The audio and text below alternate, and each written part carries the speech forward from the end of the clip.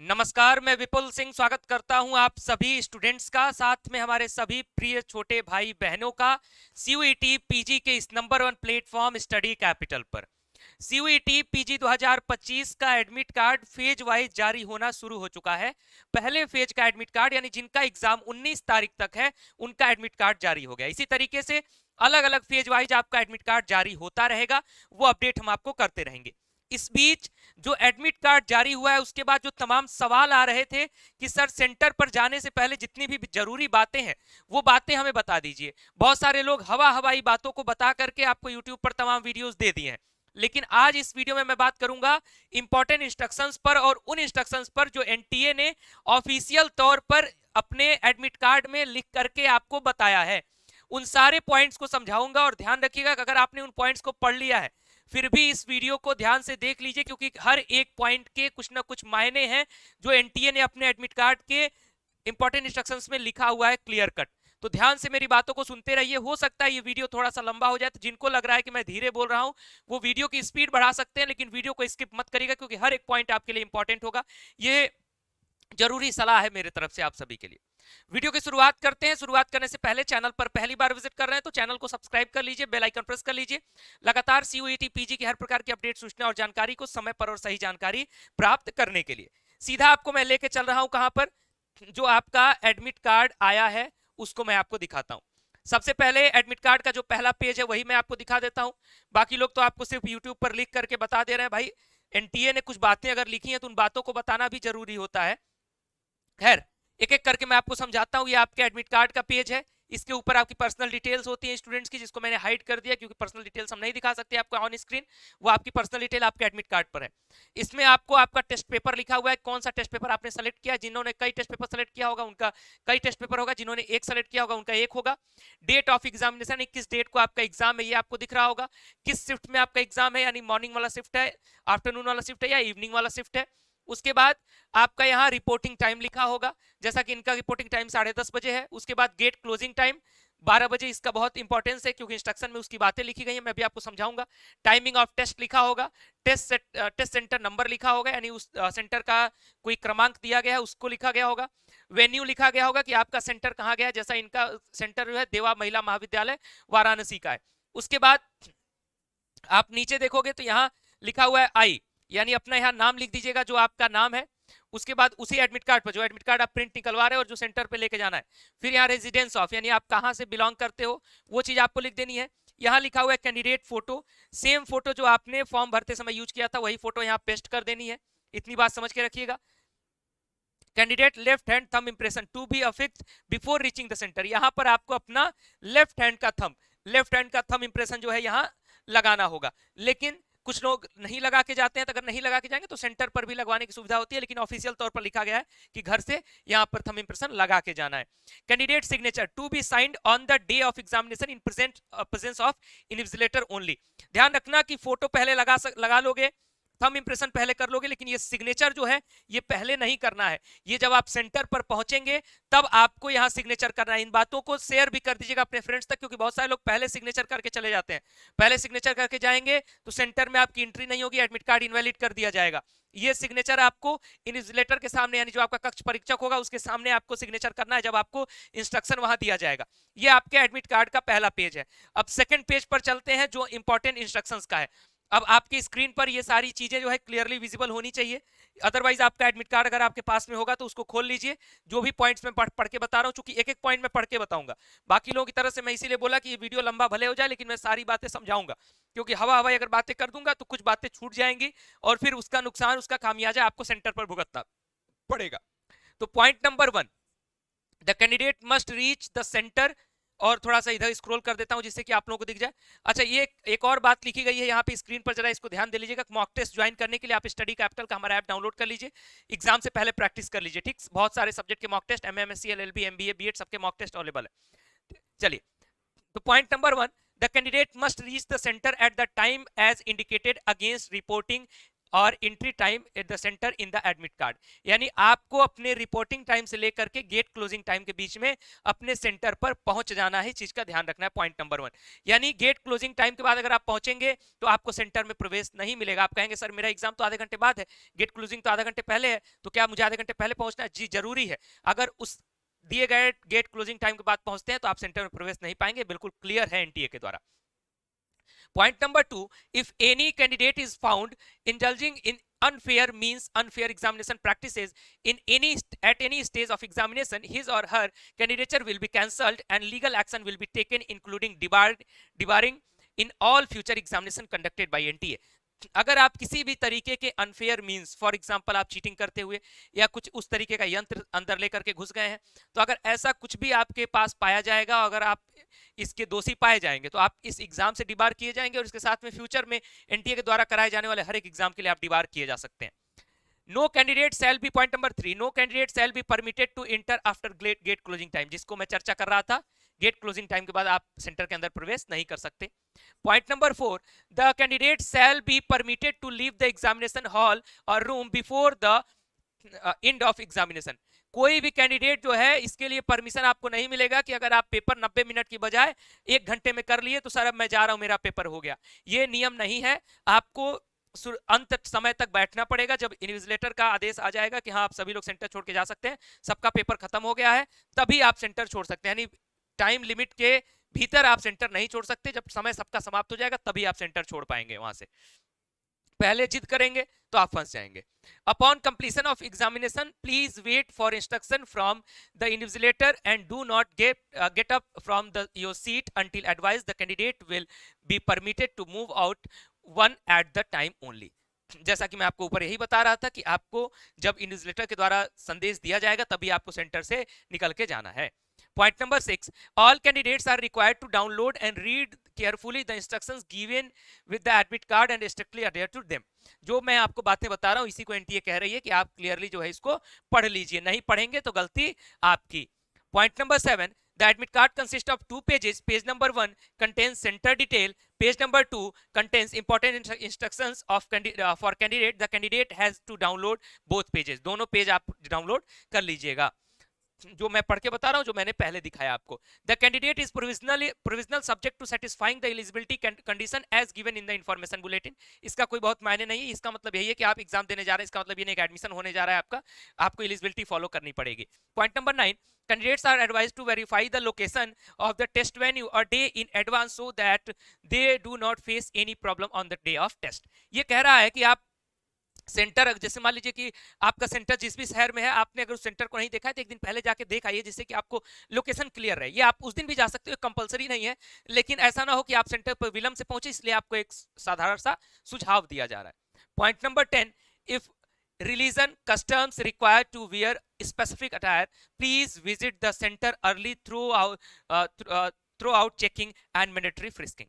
यानी अगर आपके कस्टम में या आपके रिलीजन में कोई ऐसा पहनावा है, जैसे बहुत सारा किसी में टोपी रहता है, कुछ साफा रहता है, अगर ऐसा कोई भी आपके कस्टम में पहनावा है तो आप सेंटर पर समय से काफी पहले पहुंचेंगे, जिससे कि आपकी प्रॉपर चेकिंग फ्रिस्किंग हो सके मेटल डिटेक्टर के द्वारा। Point number 11, no candidate would be allowed to enter the examination centre without admit card and undertaking. यानी अपने अंडरटेकिंग और एडमिट कार्ड के बगैर आप एंट्री नहीं प्राप्त कर सकते अपने सेंटर में। एडमिट कार्ड जो ऊपर आपकी डिटेल है उसी के जस्ट नीचे ही अंडरटेकिंग लिखा हुआ है, सिंगल पेज पर ही वो निकल जाता है, तो उसके बगैर आपकी एंट्री नहीं होगी। इस चीज का ध्यान रखिएगा, बिना एडमिट कार्ड के मत जाइएगा। वैलिड आईडी प्रूफ, अपनी आईडी प्रूफ आपको लेके जाना है, जो आपने फॉर्म भरते समय यूज किया होगा। सामान्य तौर पर लोग आधार कार्ड यूज करते हैं, तो वो आपको लेके जाना है। एंड प्रॉपर फ्रिस्किंग, यानी प्रॉपर आपकी चेकिंग होगी तभी आप सेंटर के अंदर जाएंगे। Frisking through the handle metal detector यानी HHMD will be carried out through without physical touch. आपके शरीर पर कंप्लीटली जो है मेटल डिटेक्टर से आपका चेकिंग किया जाएगा, जो कि आपको फिजिकल टच नहीं करेगा, लेकिन आपके आसपास से वो गुजार करके चेक किया जाएगा कि आप कुछ भी ऐसी चीजें तो लेकर के नहीं जा रहे हैं जो विवादित है।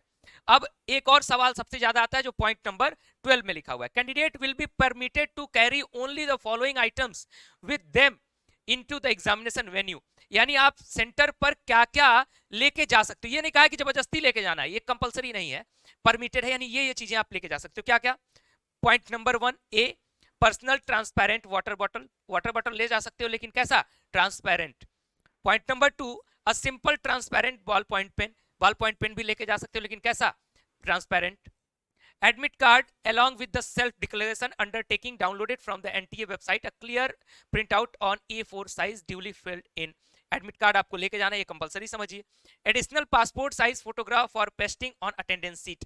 आप एक पासपोर्ट साइज फोटोग्राफ अपने एडमिट कार्ड पर चिपका के लेके जा रहे हो, एक और एक्स्ट्रा लेके जाना है। कहां चिपकाने के लिए? तो अटेंडेंस सीट जो आपकी वहां होती है उस पर।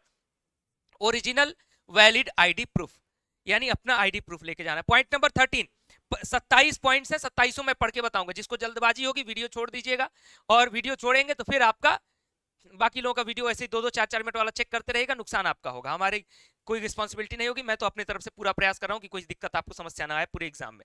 कमेंट बॉक्स में आप बताइएगा अगर हमारे प्रयास अच्छे लगते हैं तो। Before reaching the centre candidates must enter the required details. ठीक, आपको सेंटर पर पहुंचने से पहले एडमिट कार्ड पर जो डिटेल्स भरने को कहा गया वो भर लीजिए।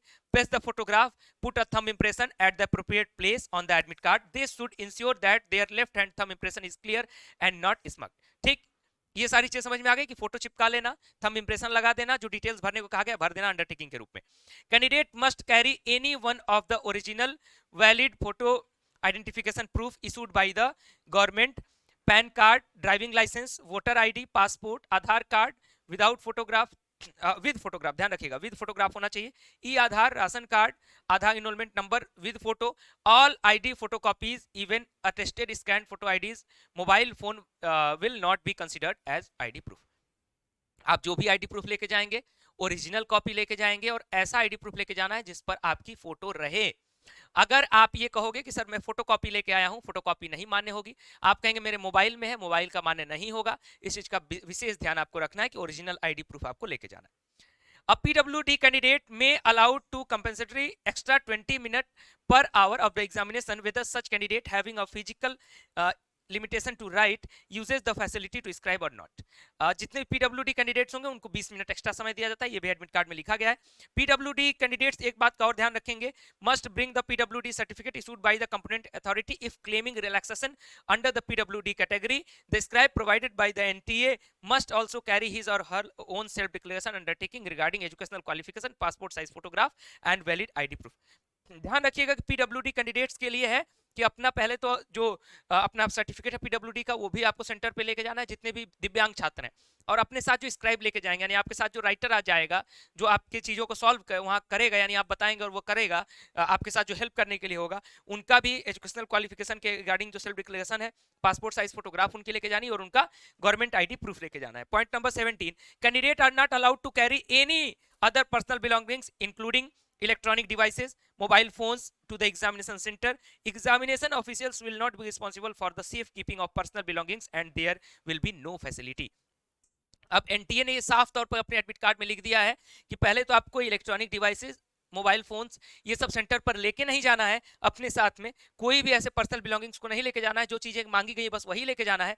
इन केस अगर आप लेके जाते हो, मान लो सेंटर के अंदर तो नहीं ले जा पाओगे, लेकिन बाहर रखने के लिए एनटीए कोई व्यवस्था अपनी तरफ से नहीं देता है, एनटीए ने साफ तौर पर कहा है। बाकी प्राइवेट तौर पर मैक्सिमम सेंटर्स पर व्यवस्थाएं रहती है, कहीं दुकानों पर व्यवस्थाएं हो जाती है, कुछ व्यवस्थाएं हो जाती है, वहां रख सकते हो, लेकिन एनटीए इसकी आधिकारिक कोई भी घोषणा नहीं करता है। इस वजह से प्रयास यही करिएगा कि अपने साथ किसी को पेपर दिलाने लेके जाइएगा, वो आपका सामान लेकर के 1.5 घंटे अब बाहर बैठे रहे सेंटर पर, वो ज्यादा बेटर होगा।